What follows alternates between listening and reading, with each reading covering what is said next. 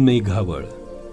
अस्तित्व, संपर्क, संबंध, नातं, संस्मरण, आठवण, अनुभव, कृतकृत्य, अध्ययन, अध्यापन, अनुभव, गुरु शिष्य, कृतज्ञ, समर्पण हे जीवनाचे समृद्ध आशय आणि विषय.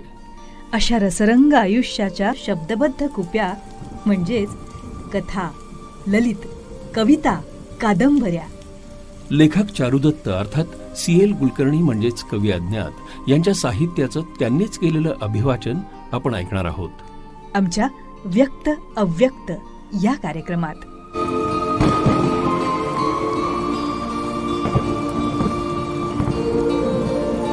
त्या दोघी नादावल्या होत्या. आईबाबांच्या लग्नाच्या 25व्या वाढदिवसाला काहीतरी वेगळं धमाल करायचं म्हणून.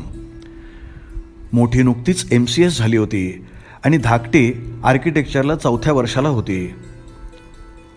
त्यांची आई कलाकार, चित्रकार, चित्रकलेचे वर्ग चालवीत असे.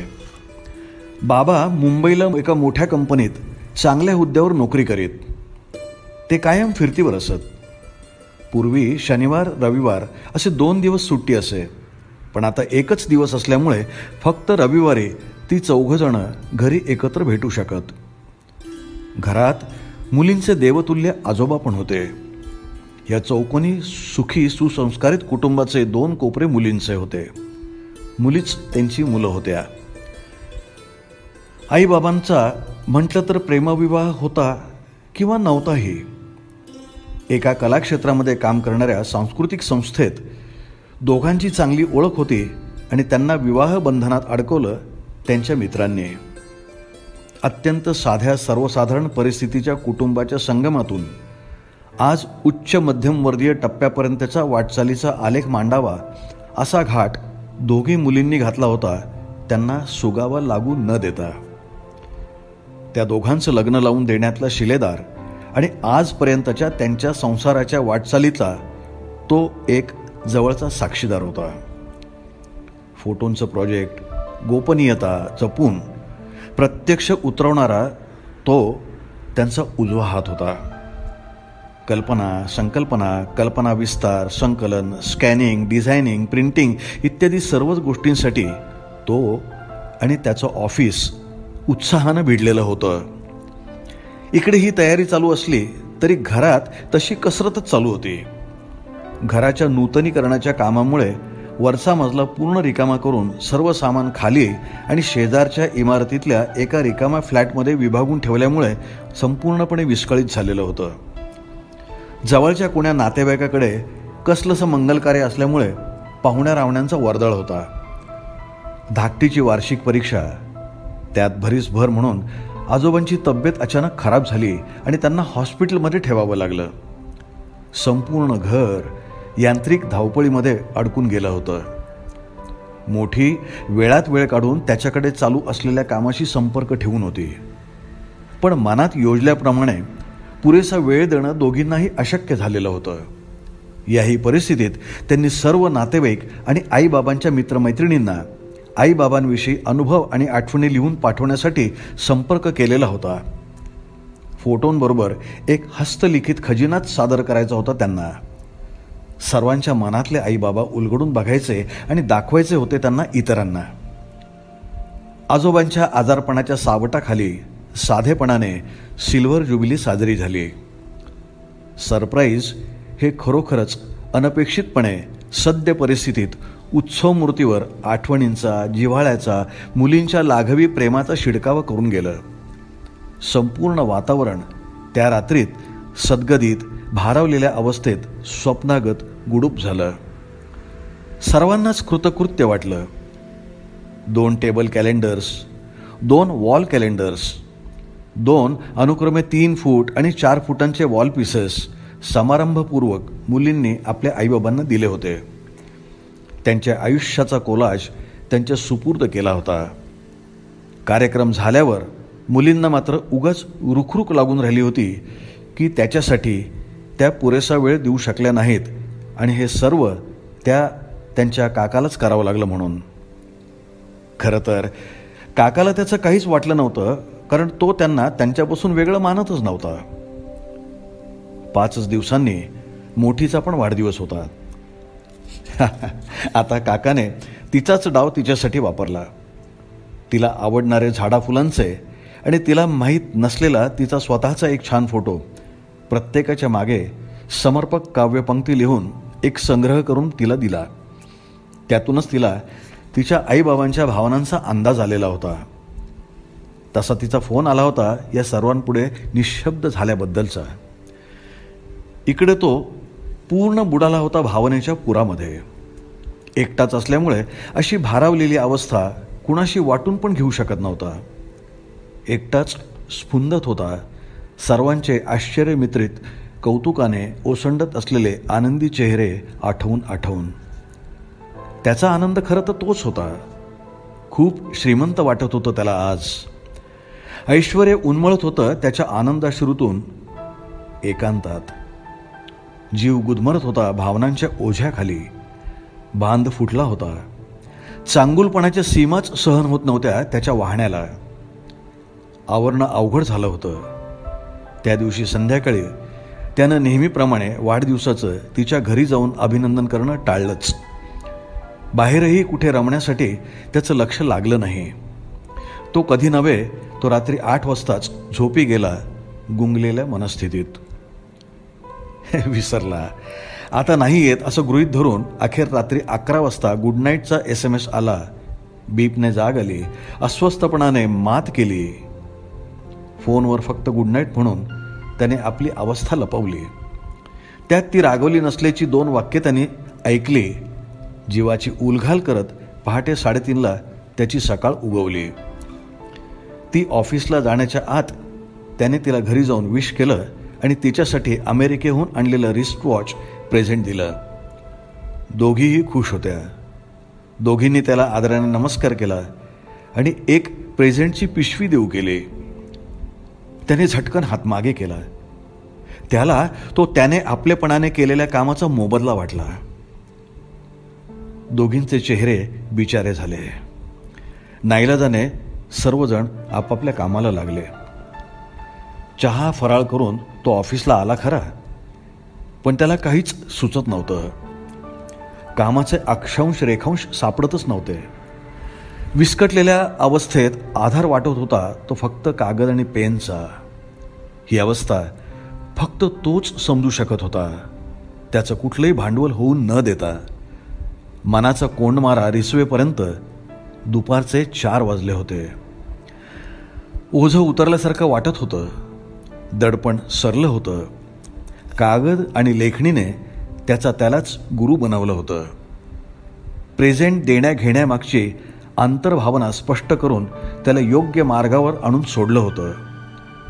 प्रत्यक्ष भगवंतापुढेही श्रेष्ठ ठरलेल्या सुदाम्याच्या पोह्यांची गोष्ट त्याच्या मनात पुन्हा ताजी झाली होती. फुलांचा सुगंध येत राहतो, तो घेत राहायचं असतं. त्याच्या बदल्यात त्याची कुठलीही अपेक्षा नसते, तरीही त्याला खतपाणी घातल्याने त्याची क्षमता वाढत असते. दोघांच्या या भावनेमध्ये व्यवहार कुठे आला? इथं कुणीच कुणाकडून काहीही अपेक्षा न करता एकमेकांना बरंच काही दिलं होतं. मोबदल्याच्या भावनेला तसं पाहिलं तर कुठेही थारा नव्हता. मग त्याच्या मनात असं का आलं? निसर्गातली सहजता हरवली होती त्याच्यातून काही काळापुरती. अस्तित्वाची, त्याच्या कर्तेपणाची जोखड डोळ्यांना इकडे तिकडे पाहू देत नव्हती. दृष्टीच्या अनेक कोनांपासून तिने त्याला वंचित केलं होतं. हृदयात आधीच गुंफलेल्या धाग्यांना अशा देण्या घेण्याने इतरही संवेदनांची जाणीव मिळून त्याचा उत्सव होत असतो. हिरवसलेल्या गाठी टवटवीत होत असतात. अत्यंत प्रसन्न, तरल, हलक्या, नव्याने उगवलेल्या मनस्थितीत त्याने तिला SMS केला. झाल्या गोष्टीबद्दल माफ कर. मी प्रेझेंट घेणार आहे आजच. तुम्हा दोघींच्या सोयीची वेळ कळव. मी येईन. वाट पाहत आहे तुमच्या निरोपाची. त्यानं आता प्रेझेंट घ्यायचं ठरवलं होतं. त्याला हसू पाहायचं होतं त्या दोघींच्या चेहऱ्यावर उमललेलं. आणि हाच तर कळस होता त्याने त्यांच्यासाठी केलेल्या कामावरचा. त्याला हवं काय होतं दुसरं? साध्य आणि साधन यातला फरक शिकवला होता त्याला परिस्थितीने आज. प्लीज आग्रह नको करूस ना आज, विनंती वजा अर्जाव. भावनांच्या ओझ्याखाली दबलो होतो मी. चांगुलपणाच्या सीमाच सहन होत नव्हत्या. रचू पाहत होतो मनोरे हिरमुसल्या चेहऱ्यांवर. मनात रुजवत कुरवाळत होतो प्रतिमा माझीच मी. माझ्या कुठल्याच करण्यासाठी कसलीही परतफेड मला नकोशी वाटत होते. माझ्या कुठल्याच करण्यासाठी कसलीही परतफेड मला नकोशी वाटत होती. मला राबायचं होतं फक्त देण्यासाठी, अस्तित्व जपायचं होतं सावलीसाठी. मी विचार केला तसा डाफरलो स्वतःवरच. म्हणालो, अरे तिला नसेल का वाटत तुझ्यासारखं फक्त द्यावंसं? असं अलिप्त एकतर्फी जगणं तुला तरी चालेल का? भेट हे निमित्त असतं हृदयाचे तंतू गुंफण्याचं. अर्थात मुळात गुंतवणूक हवी असेल तर. आधीच जिव्हाळ्यानं बांधलेल्या बेटांना इतरही संवेदनांची जाणीव मिळाली तर उत्सव होतो. अशी प्रतीकं ही रेशीम गाठींच्या हळुवारपणाची चिन्ह असतात. अभेरणं म्हणजे सुगंध दरवळ नाकारण्यासारखं असतं. सुदाम्याच्या पोह्यांची किंमत व्यवहारात होऊ शकेल का कधी? असो, आणि असे अनेक सुविचार जागवून गेले माझ्या शक्ती. खरं तर तो हरवला होता. खरं तर तो म्हणजे मी हरवलो होतो माझ्याच असण्या नसण्याच्या तंद्रीत. एक मात्र बरं की मी स्वच्छ नाही म्हणालो नव्हतो. शेवटी खुळ्या कल्पना बाजूला सारून प्रेझेंट घ्यायचं ठरलं. अखेर त्याला हसू पाहायचं होतं तिचं उमललेलं आसवांच्या गर्दीतलं. साध्य आणि साधन यांचा गोंधळ झाला होता न कळत. काय? साध्य आणि साधन यांचा गोंधळ झाला होता न कळत आज त्याच्याही बाबतीत. तिला जात नव्हती, आवाजही नव्हता. नजरेत खट्याळ आव होता. हसण्यात गुंजारव, पापणीत बारव, दिसणे खिडकी काठावरती काळजाचा ठाव होता.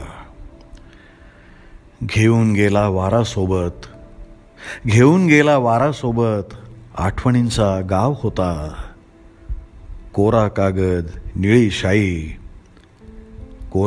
निळी शाई भातुकलीचा डाव होता.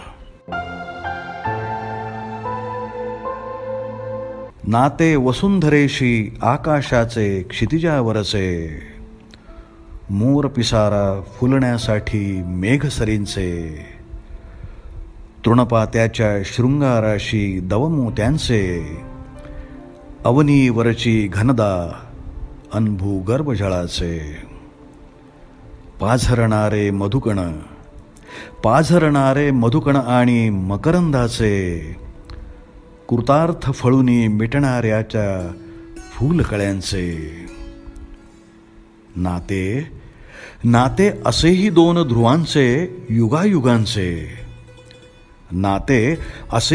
ध्रुवांचे युगायुगांचे, कधी न मिळते तरी जोडते बंध ऋणांचे. रविकिरणांची ऊर्जा सृष्टी जीवाचरांचे, शशी बघता जलधीत उसळत्या लाटांचे. अस्तित्वही चैतन्य घुसळते क्षणमोहांचे, शोध कुठे अदृश्य